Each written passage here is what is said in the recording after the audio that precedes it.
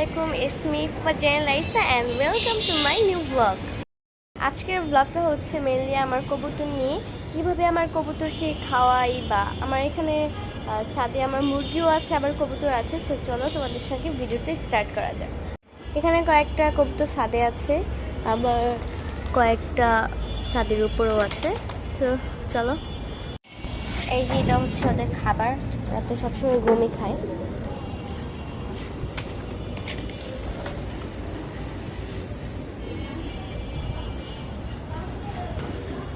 এখন দেখো আস্তে আস্তে সব কবুতরের নিচে নামবে।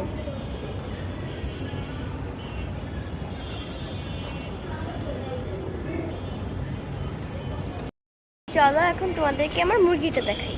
এটা হচ্ছে কবুতরের খোপ, এর মধ্যে সব কবুতর থাকে। আর এই যে হচ্ছে আমার মুরগি, এটা অনেক বেশি চালাক। এই যে এই হচ্ছে মুরগি। তো এই মুরগি দুইটা কেনা হয়েছিল, দুইটা থেকে একটা মারা গেছে, তো এখানে একটাই রয়েছে।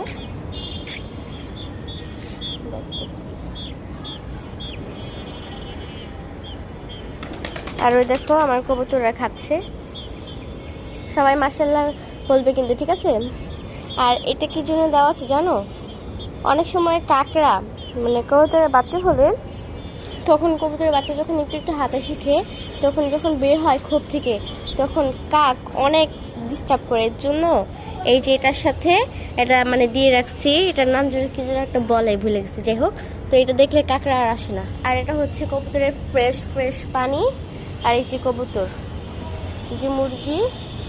এখানে মুরগির খাবার আনতে ভুলে গেছি, কিন্তু মুরগির খাবার আছে। ওই সারাটা ছাদ ঘুরে ঘুরে পোকামাকড় খায়। দেখো তোমাদেরকে বাইরের দৃশ্যটা দেখাই।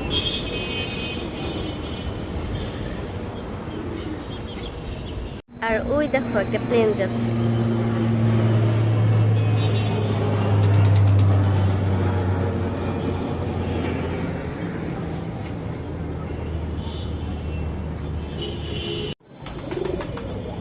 এখন কবুতররা পানি খাচ্ছে। এই যে মুরগি।